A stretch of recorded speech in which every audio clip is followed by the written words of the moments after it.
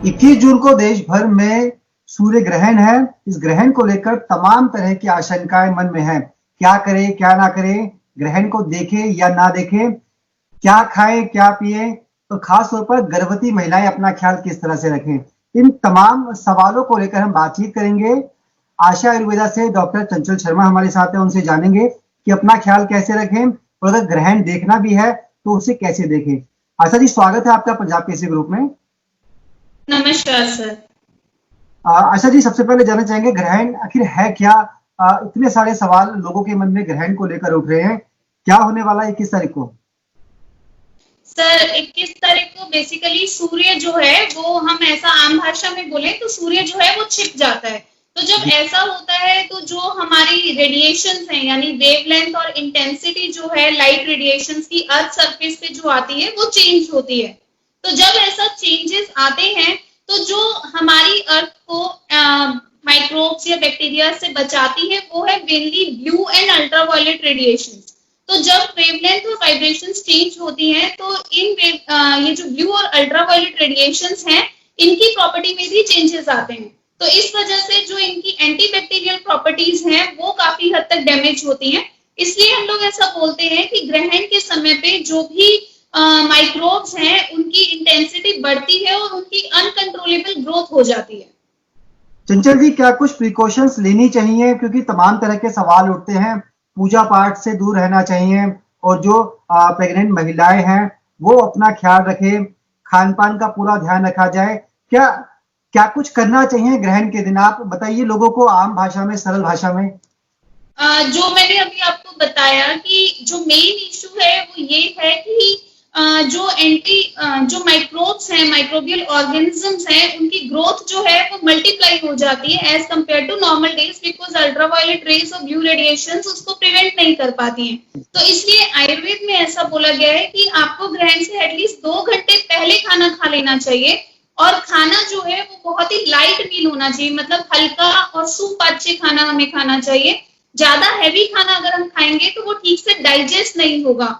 दूसरा, ग्रहण के समय हमें खाना खाना अवॉइड करना चाहिए, क्योंकि जो पहले से पका हुआ खाना रखा है या जो खाना हम उस समय पे पका रहे हैं उसमें माइक्रोब्स ज्यादा होने के चांसेस रहते हैं, उनकी ग्रोथ ज्यादा होती है। तो ऐसा खाना हमें नहीं खाना चाहिए। फिर जो मैंने लाइट मील के लिए बोला वो इसलिए बोला क्योंकि सन जो है वो एनर्जी का मेन सोर्स है। तो अगर सर हम ऐसा बोलते हैं कि ग्रहण में सूरज छिप जाता है, यानी कि उसकी रेडिएशन प्रॉपरली धरती पर नहीं आ रही है, तो हमें जो सोलर एनर्जी मिलती है वो सोलर एनर्जी हमें प्रॉपरली नहीं मिलती है। तो जब वो हमें प्रॉपर एनर्जी नहीं मिलेगी तो हमारी बॉडी की जो इंटरनल एनर्जी है, जिसे आयुर्वेद में धात्वाग्नि बोलते हैं, वो इंटरनल एनर्जी भी बहुत ही हद तक रिड्यूस हो जाती है। तो उसकी वजह से हमारी इम्यूनिटी भी रिड्यूस होती है और हमारी डाइजेशन फायर जो है, डाइजेस्टिव फायर है, वो भी रिड्यूस होती है। तो हमें हल्का खाना अगर हम खाएंगे तो वो इजी टू डाइजेस्ट रहेगा, और अगर हम हैवी खाना खाएंगे तो वो ठीक से डाइजेस्ट नहीं होगा। दूसरा, इम्यूनिटी इसलिए इंपॉर्टेंट है क्योंकि उस समय पे इम्यूनिटी अगर अच्छी नहीं है और प्रेग्नेंट लेडीज जो रहती हैं वो कंपेयर टू अदर पीपल उनकी इम्यूनिटी ज्यादा वीक रहती है।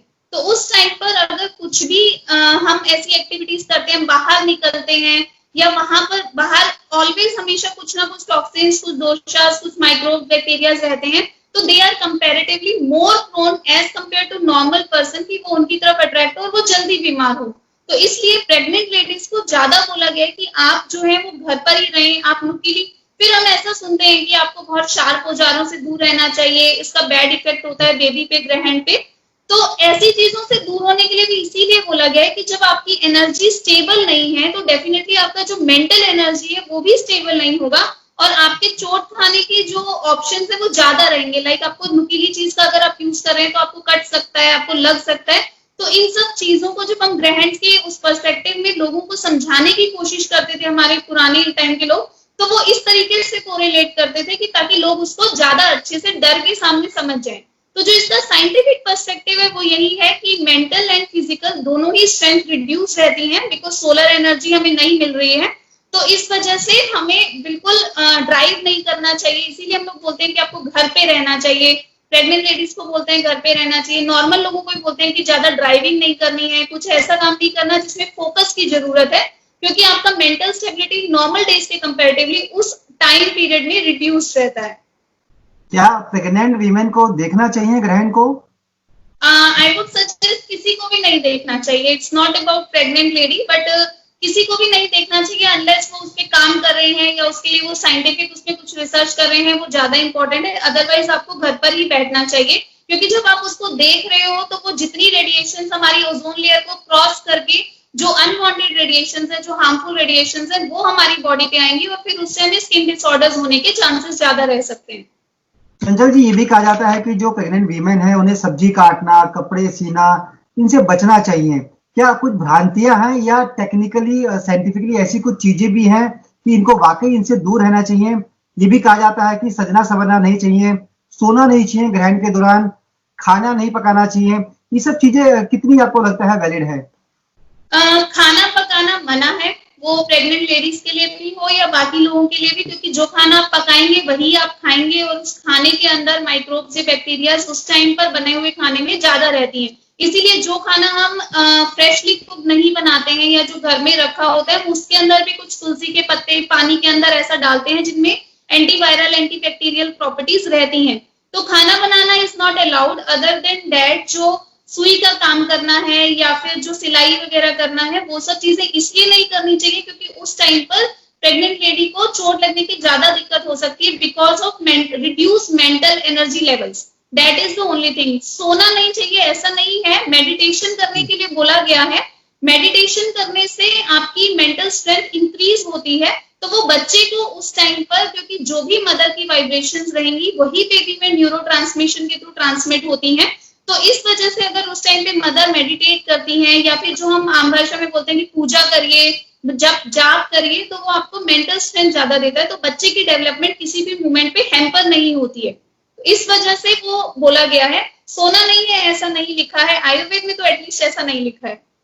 एक ग्रहण खत्म होने के बाद क्या जो गर्भवती महिलाएं हैं उनको स्नान करना चाहिए, नहाना चाहिए? ऐसा कहा जाता है कि अगर बाथ लेंगी तो अच्छा रहेगा. ऐसा बिल्कुल अच्छा रहता है, क्योंकि अगर आपके एनवायरनमेंट में माइक्रोब्स की जो ग्रोथ है वो ज्यादा रही है तो वो हमारी बॉडी पर, कपड़ों पर, सब चीजों पर वो ग्रोथ करती है. And these are very minute particles या फिर ऐसा माइक्रोब्स रहते हैं जो सिर्फ माइक्रोस्कोप से दिखते हैं.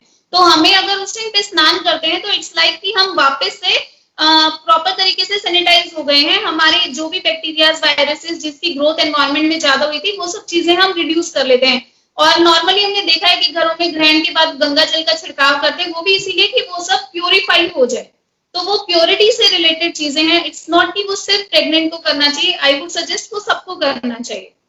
क्या ग्रहण का खतरा जो गर्भवती महिलाएं होती है इन पर सबसे ज्यादा होता है? हाँ, उन पर ज्यादा होता है क्योंकि उनकी immunity compare to other person ज्यादा रिड्यूस रहती है. क्योंकि प्रेगनेंसी में आपकी बॉडी में दो लाइफ चल रही है, एक मदर की और एक उसके बेबी की. तो ड्यूअल लाइफ है और खान पान और सब चीजें एक ही इंसान का रहता है. तो इम्यूनिटी हमेशा कॉम्प्रोमाइज होती है प्रेग्नेंट फीमेल्स में, इसलिए उनको ज्यादा ध्यान देने की जरूरत होती है. क्या जानलेवा भी है किसी तरह से माँ या बच्चे के लिए? या किसी भी तरीके से जानलेवा नहीं है जी. क्या भविष्य में कोई असर पड़ सकता है अगर कोई गर्भवती महिला जो आपने टिप्स दिए इनका पालन नहीं करती तो उसके होने वाले बेबी को, भले ही वो कुछ महीनों बाद होना हो या कभी उसकी डिलीवरी होनी हो, उस पर कोई असर पड़ सकता है? जी नहीं, ऐसा कोई भी साइंटिफिक प्रमाण अभी तक नहीं आया है. ये सिर्फ मिथ्स हैं और ऐसा बच्चे में देखने को नहीं मिला है. चलिए, थी डॉक्टर चंचल शर्मा जो बता रही थी कि ग्रहण के दौरान किस तरह से खुद का ख्याल रखना है. इसके साथ साथ जो गर्भवती महिलाएं हैं उन्हें इस ग्रहण के पीरियड के दौरान अपना ख्याल और ज्यादा रखने की जरूरत है. अगर वो ऐसा नहीं करेंगी तो शायद कुछ दुष्प्रभाव हो सकते हैं, लेकिन उन प्रभावों की आशंका से बचने के लिए बेहतर यही है कि ग्रहण से बचने के जो उपाय हैं उन पर जोर दिया जाए और जो अपनी डिलीवरी है उसको बहुत अच्छे से किया जाए. बहुत बहुत शुक्रिया चंचल जी आपका, आपने बातचीत की पंजाब केसरी ग्रुप से अपना समय दिया. आपका बहुत बहुत धन्यवाद. Thank you so much.